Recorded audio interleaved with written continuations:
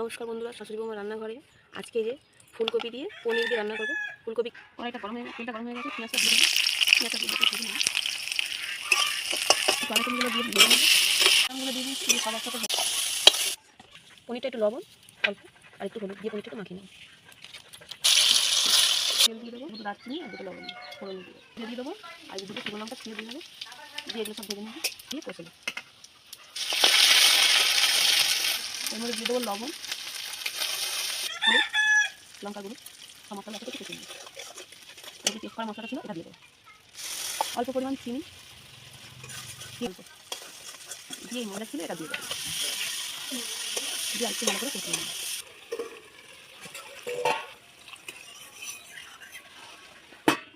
একটু ঢাকা খুলে দেখে নেবো।